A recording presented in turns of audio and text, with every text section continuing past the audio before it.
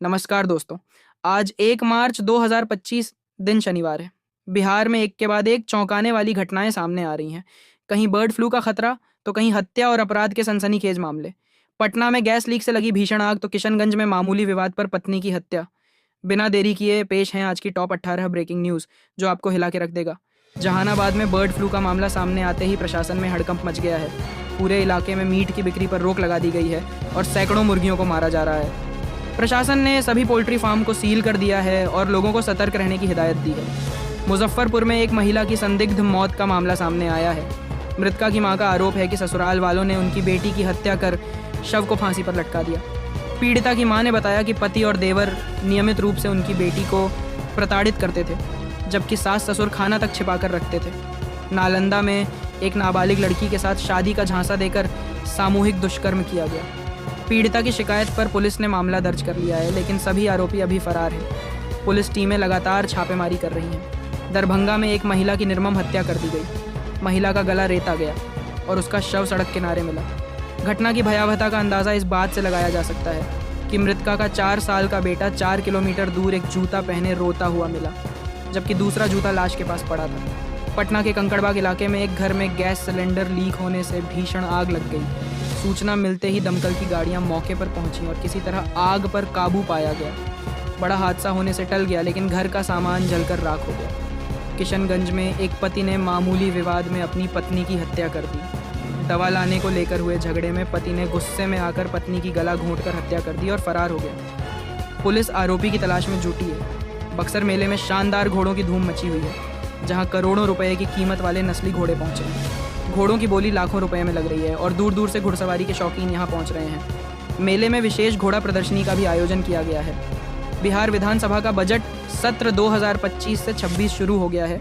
इस बार के बजट में किसानों, युवाओं और महिलाओं के लिए कई महत्वपूर्ण योजनाओं की घोषणा की जा सकती है। विपक्ष बेरोजगारी और महंगाई के मुद्दे पर सरकार को घेरने की तैयारी में है। जमुई में पहली बार प्रवासी पक्षियों की गतिविधियों को सैटेलाइट से ट्रैक किया जाएगा।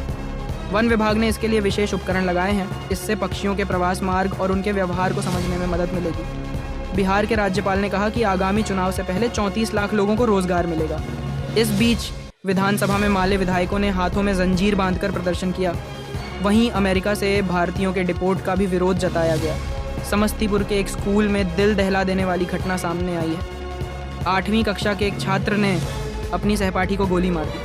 छात्रा गंभीर रूप से घायल है और उसका अस्पताल में इलाज चल रहा है। आरोपी छात्र को हिरासत में ले लिया गया है।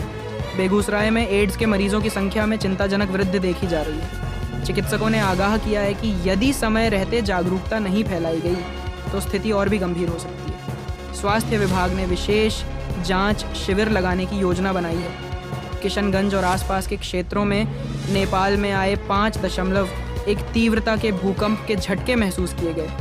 लोग घरों से बाहर निकल आए, लेकिन राहत की बात है कि कोई जानमाल का नुकसान नहीं हुआ। औरंगाबाद के प्राचीन देवकुंड को पर्यटन स्थल घोषित करने की मांग तेज हो गई है। स्थानीय लोगों का कहना है कि इस जगह का धार्मिक और ऐतिहासिक महत्व है।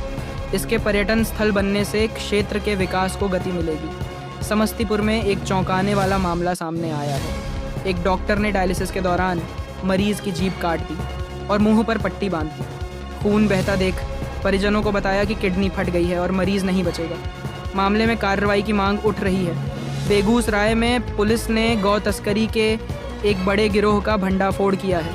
एक ट्रक से कई गायों को बरामद किया गया है। गायों को अवैध रूप से दूसरे राज्य ले जाया जा रहा था। मुख्य आरोपी को गिरफ्तार कर लिया गया है। जमुई में कराए गए एक सर्वेक्षण में चौंकाने वाले तथ्य सामने आए हैं। 78% बच्चे रोजाना औसतन 8 घंटे मोबाइल का उपयोग कर रहे हैं। विशेषज्ञों ने इसे बच्चों के मानसिक और शारीरिक विकास के लिए खतरनाक बताया है। मुख्यमंत्री नीतीश कुमार ने बिहार पुलिस सप्ताह समारोह में जन्मांध भुल्लू को विशेष सम्मान से नवाजा।